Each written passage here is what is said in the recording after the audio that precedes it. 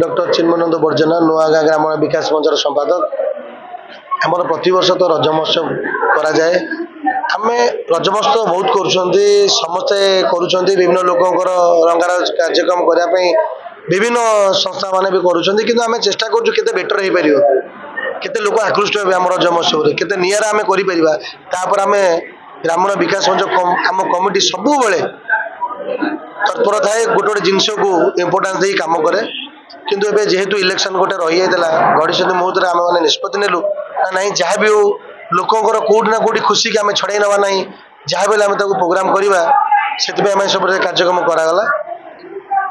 आमर विभिन्न कार्यक्रम रखा 5 वर्षर पिलार आर्ट होना कहीं 50 वर्ष कि 55 वर्ष कि 60 वर्षर वृद्ध पर्यंत जो जिते सब प्रतियोगिता प्रतिभा अच्छी ताश खेल अच्छी सब प्रकार प्रतिभा गृहिणी मैंने घरे बस से प्रतिभा जो कपुल जो मैंने अच्छा स्वामी स्त्री भी किसी प्रतिभा अच्छी भी आम नौ सब प्रोग्राम आम कौन प्रोग्राम किसी छाड़ूना आमर जो मैंने दिव्यांग अच्छा मैंने विकलांग अच्छा भी किसी प्रतिभा अच्छी आम आणिक समर्थित कराऊँ आउ जदि कौटी किसी रही भी आम संपूर्ण करूँ गोटे निरा भाव परंपरा करूँ खाली से नहीं पिठा ठू धरिकी विभिन्न प्रकार पिठा कार्यक्रम पोड़ 3 वर्ष भाव तो भल भाव चली पाखापाखि तो सब होता कि आम 3 वर्ष आने बहुत धूमधाम पालन करूँ। सिक्यूरीटी देखा गले 40-50 प्राइवेट संस्था 40-50 बाउंसर आम रखीचु। सेलिब्रिटी जो मैंने अच्छा आज सब फाइनाल होची किंतु एति 14 तारीख 15 तारीख 16 तारीख रे हमर असिया पंडा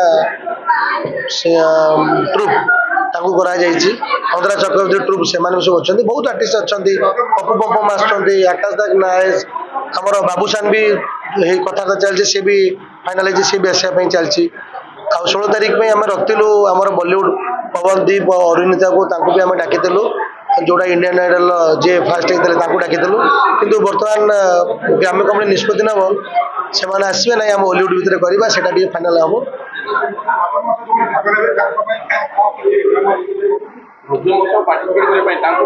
पूरा फ्री सब दि जाऊँच समझ मेडल दि जाऊँच जहाँ भी हम गोटे भल प्लाटफर्म केमी प्लाटफर्म केमी आकृष्ट हे आम से स्तर कर ट्रॉफी माने बहुत माने जमी लगे ना आम गोटे प्लाटफर्म देती जमी चैनल माध्यम जमी सब रज महोत्सव करते आम से प्लाटफर्म देचु केते भल हो देखिए आम भल करुँ सब प्रकार गिफ्ट आइटम दि जाऊँगी आमर रखा जाता कपुल ग्रुप को जदि कपुल ग्रुप को माने भल प्रदर्शन करेंगे आमर कमिटी निष्पत्ति नहीं ना आम गोटे ट्रुप बाहर को छाड़ा बुलायापाई से गोटे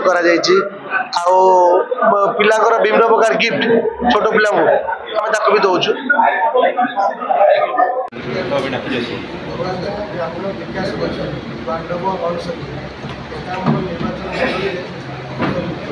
प्रति वर्ष आम रज महोत्सव बड़ धूमधाम पालन करूँ आमर कितु ये जो परिप्रेक्षी जो जिनस आम टे विलम्ब है आम भावी नु जे रज महोत्सव करूँ ये कि जेहेतु गोटे सांस्कृतिक कार्यक्रम लोक मान सब प्रति घर घर माँ मान झील मान गाँव पर्व से आम निष्पत्ति ना जहाँ भी लोक मान कौन खुशी की आम करवा ना गुआ ग्रामीण विकास मंच सब सब खुशी दे आसी से जो 4 दिन व्यापी आम रज महोत्सव होता आम ताकू टे 3 दिन व्यापी भाव पालन करने आम कमिटी निष्पत्ति से आम रज महोत्सव कौन कहे रज महोत्सव कौन कौन केते दिन हम रज महोत्सव प्रति वर्ष तो 4 दिन धरिकी आम करूँ ये वर्ष आम 3 दिन व्यापी करूँ 14-15 विभिन्न प्रकार सांस्कृतिक कार्यक्रम आम जमी पिलाମାନଙ୍କର ପୁଚି ଖେଳ ହଉ ଆମର ବିଭିନ୍ନ ପ୍ରତିଯୋଗିତା ହଉ ଆମର ମ୍ୟୁଜିକ୍ ଚେୟାର ହଉ ଡ୍ୟାନ୍ସ ପ୍ରୋଗ୍ରାମ ହଉ ବିଭିନ୍ନ ପ୍ରକାର ପ୍ରୋଗ୍ରାମ ଆମ ଏରିଆରୁ ଆମର ଯେତେ ଆରାଉଣ୍ଡିଂ 5 କିଲୋମିଟର ଭିତରେ ଯେଉଁମାନେ ଅଛନ୍ତି ବିଭିନ୍ନ ପ୍ରତିଯୋଗୀ ମାନେ ସେମାନେ ସବୁ ଭାଗ ନେଉଛନ୍ତି ତା ସହିତ ସ୍ତ୍ରୀ ଲୋକମାନେ ବି ଭାଗ ନେଉଛନ୍ତି ଯେଉଁମାନେ ଘରେ ରହିଯାଉଛନ୍ତି ଭଉଣୀ ଭଳିଆ ସେମାନେ ବି ଏଥିରେ ଭାଗ ନେଉଛନ୍ତି ଆମର ପୁରୁଷ ଲୋକ ଯେଉଁମାନେ ଅଛନ୍ତି 30ରୁ 60 ବର୍ଷ ମଧ୍ୟରେ ଯେଉଁମାନଙ୍କର ତାସ୍ ଖେଳ ବିଭିନ୍ନ ପ୍ରକାର ଜିନିଷ ଅଛି ତାକୁ ବି ଆମେ ୟା ଦେହରେ ନିୟୋଜିତ କରିଛୁ। ତା ସହିତ ଆମର ରଙ୍ଗାରଙ୍ଗ କାର୍ଯ୍ୟକ୍ରମ ଆମର ବଲିଉଡ଼ର ଯେଉଁ ସବୁ ସିଙ୍ଗର ଅଛନ୍ତି ଆମେ ଡାକିକରି କିନ୍ତୁ ଆମେ ଯେଉଁ ବଲିଉଡ଼ର ଯେଉଁ ମୋବାଇଲଟା ସାଇଲେଣ୍ଟ କରୁନୁ ତାକୁ ଆମେ ଏ ବର୍ଷ ସ୍ଥଗିତ କରିଦେଇଛୁ। ଆର ବର୍ଷ କହିବୁ ଯେଉଁମାନେ ସବୁ ଅଛନ୍ତି ଆର୍ଟିଷ୍ଟ ସେମାନେ ସବୁ ଆସିବେ ଆଉ ଏସବୁ ଭାବରେ ଚାଲିଛି। ଏ ବର୍ଷ ସାଂସ୍କୃତିକ କାର୍ଯ୍ୟକ୍ରମରେ ଓଲଡେଜ ଷ୍ଟାର୍ ଦେଖିବାକୁ ମିଳିବ କି ନାହିଁ? ନିଶ୍ଚିତ ଭାବରେ ମିଳିବ।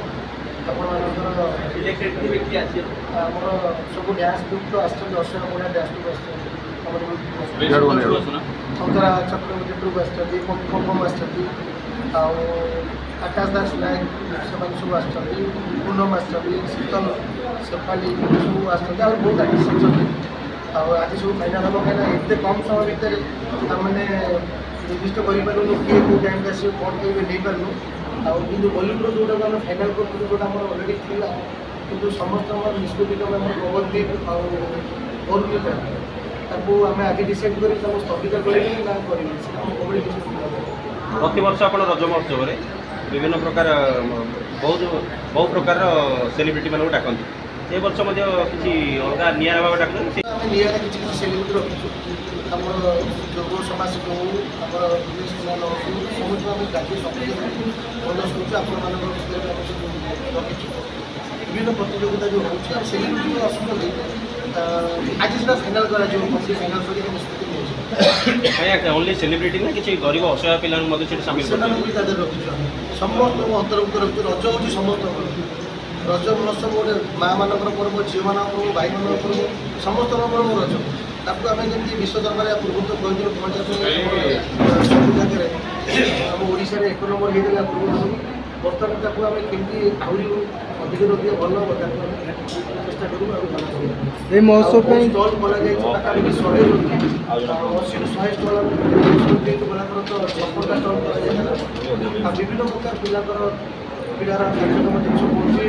ସ୍ତ୍ରୀ ଲୋକମାନେ ଆମର ଯେଉଁ ମିଶନ ଶକ୍ତି ସବୁ ଥିବେ ସେମାନେ ସବୁ ବିଭିନ୍ନ ପ୍ରକାର ପିଠା ପୁରା ଯେ ଯାହାର ସବୁ ହାତ ତିଆରି ଜିନିଷ ସେଇଟା ବି ଆମର ସେଠି ଆପଣମାନେ ଦେଖିବାକୁ ପାଇବେ। ଏସବୁ ଜିନିଷ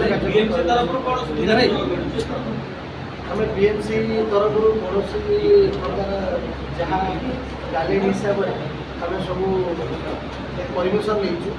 ସବୁ ଜିନିଷ ଗଭର୍ଣ୍ଣମେଣ୍ଟର ଯାହା ହିସାବରେ ଆମେ ନେଇଛୁ BMC ତରଫରୁ ଆମେ କୌଣସି ଗଭର୍ଣ୍ଣମେଣ୍ଟର ଗାଇଡ଼ଲାଇନ୍ ଅନୁସାରେ କରୁଛନ୍ତି ଆପଣ। ଠିକ୍ ଅଛି। ଗାଇଡ଼ଲାଇନ୍ ପରେ ଯେ ଆପଣ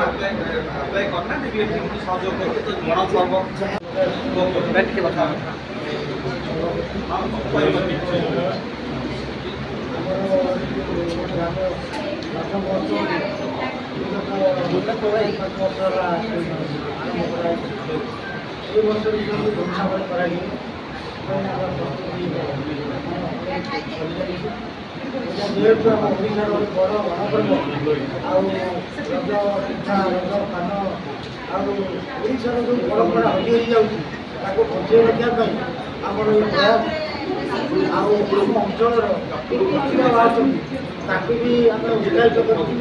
ଆମ ଆଉ କିଛି ମାନେ ସମାଜସେବୀ ଗ୍ରାମୀଣ ବିକାଶ ମଞ୍ଚ ରଜ ପର୍ବକୁ ଓଡ଼ିଶା ବାହାରେ କେମିତି ଆଗୃତ କରିବ ନାମ କରିବ ସେଥିପାଇଁ ଆମେ ପ୍ରୟାସ ନେଇଛୁ।